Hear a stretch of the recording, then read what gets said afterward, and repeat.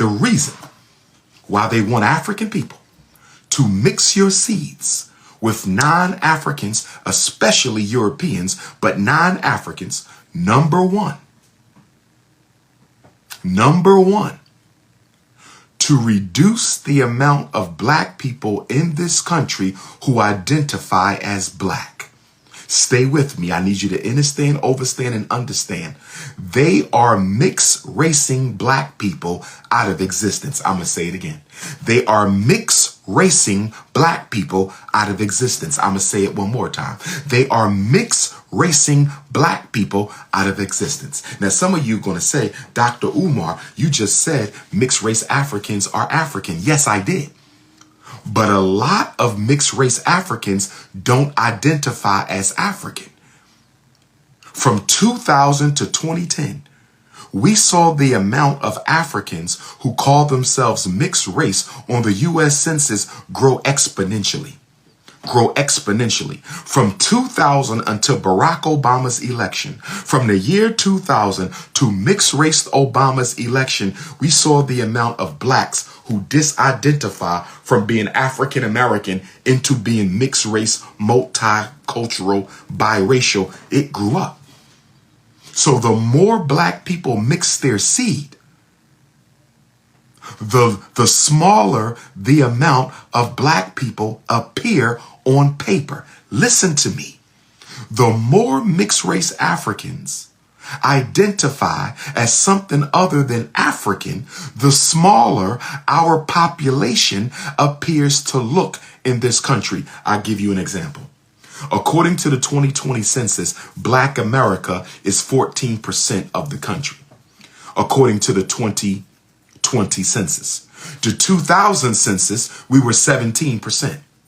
The 2000 census, we were approximately 17% of America.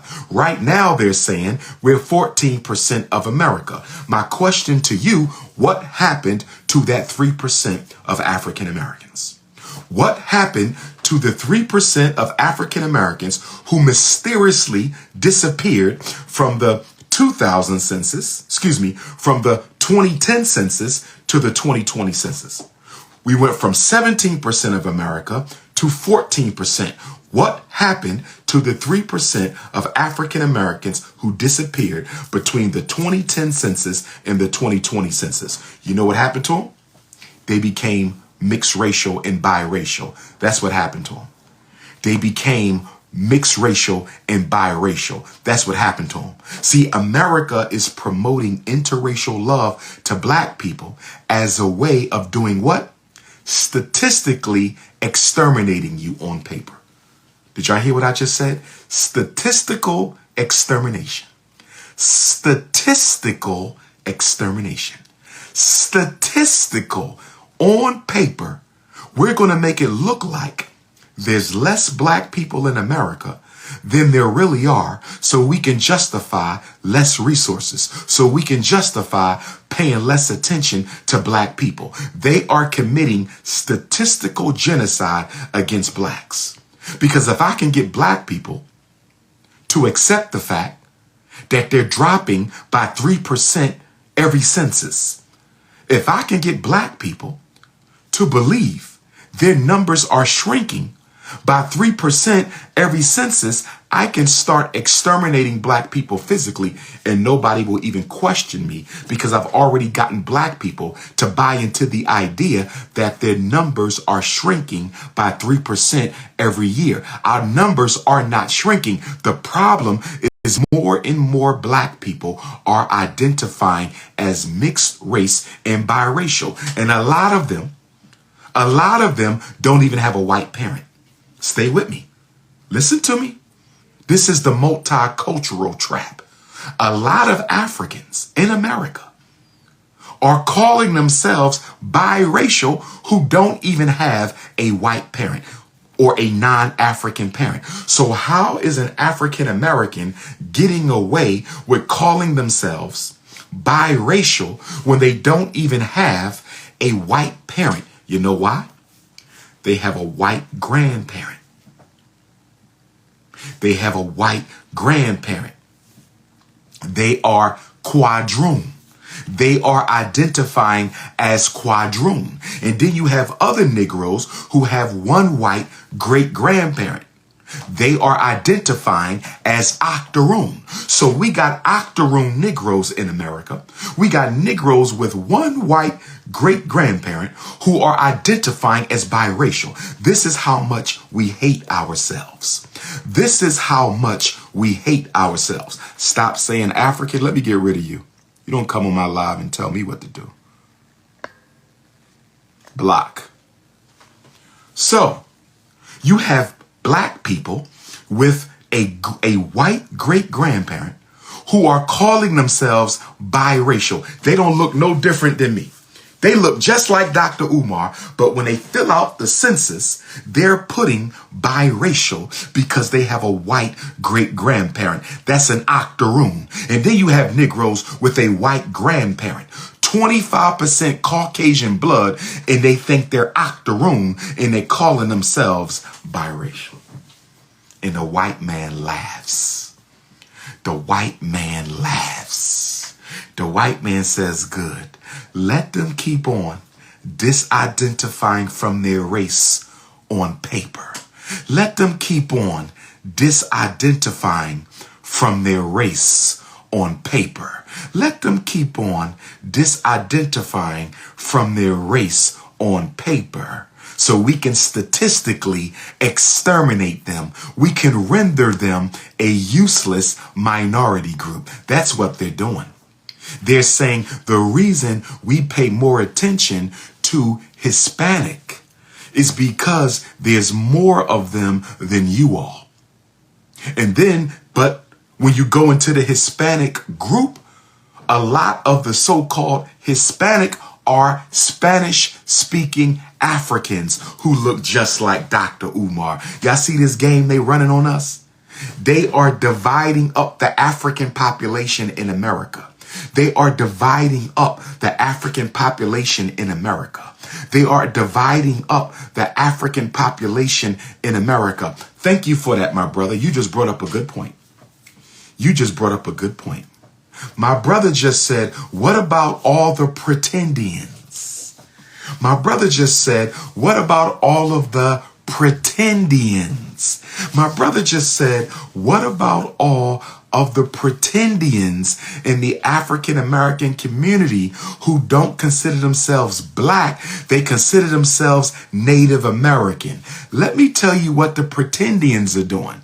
They are boosting the numbers of Native Americans. And by boosting the numbers of Native Americans by identifying as Native American, they are helping to eliminate our political power and strengthen the political power of the real Native Americans who do not accept or identify with the pretendian movement.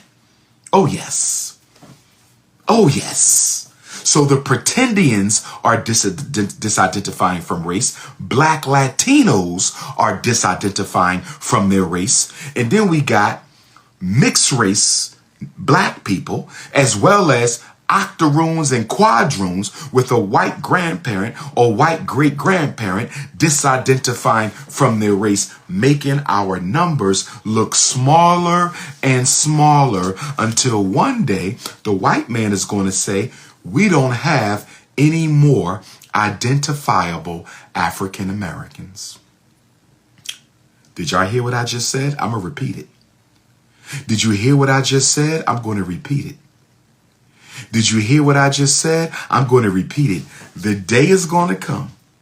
If we keep on mixing our seed, the white man is going to say, it doesn't look like we have any more identifiable African people in America. Even though they got all these light-skinned Africans, even though they got all these mixed race Africans, even though they got all these light-skinned Africans, even though they got all these mixed race Africans, the white man going to say, I don't see any more identifiable Africans. And even though we got millions of mixed race Africans and light-skinned Africans, most of them don't identify as black. And since we don't have enough light-skinned Africans and mixed race Africans to identify as black, we might as well remove black from the census. We might as well remove black as a population. We might as well remove black as a community. We might as well stop talking about black people. Brothers and sisters, brothers and sisters, brothers and sisters, you have no idea the problems you are causing for us. You have no idea how you are supporting African genocide by not only mixing your seed, but disidentifying from your race. And let me also say, to Africans who don't accept mixed race Africans, you part of the problem too. And I'm going to tell you why. For Africans who don't accept mixed race Africans, you part of the problem too. And I'm going to tell you why. Because you are trying to force mixed race Africans to disidentify from their race. And by you not accepting your own black brothers and sisters by virtue of having a white parent, you automatically reduce our numbers even further. You are also part of the problem because you are not understanding, and understanding that there is a statistical genocide at play on paper. There's a statistical genocide at play on paper, a prelude to the physical genocide. A prelude to the physical genocide. So let's talk about the social cost of multiculturalism. Let's talk about the social cost of multiculturalism. So one of the big social costs of multiculturalism is the snow bunny crisis. The snow bunny crisis. I'm not going to spend any more time on the snow bunny crisis. A second social cost of multiculturalism, it eliminates the uniqueness of the black experience. Multiculturalism eliminates the uniqueness of the black experience. See, the white man says, black people, stop talking about slavery. Black people, stop talking about Jim Crow. Black people, stop talking about civil rights. Other people also caught hell just like you. See, multiculturalism denies black people their unique historical experience in this country and around the world. The minute you bring up slavery, they bring up the European Jewish Holocaust. The minute you bring up slavery, they want to bring up the European Jewish Holocaust. The minute you bring up slavery, they start talking about all the other groups who used to be slaves. But what they never talk about is your slavery was the worst treatment of human people in history. What they don't talk about, your slavery was the longest. What they don't talk about, your slavery is the only one that dehumanized us. What they don't talk about, your slavery is the only one where the slave master owned your entire family lineage forever. Forever.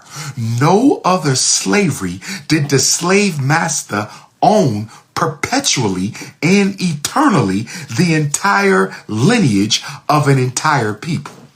This is why we cannot become multiculturalists. I am not a multiculturalist. My people's experience is unlike anybody's. What I went through, the European Jew didn't go through. What I went through, the Native American didn't go through. What I went through, the Arab didn't go through. The East Indian didn't go through. What I went through, the Latino didn't go through. What I went through, nobody else went through. So you're not going to multiculturalize my people's experience. This is the trap. This is the trap.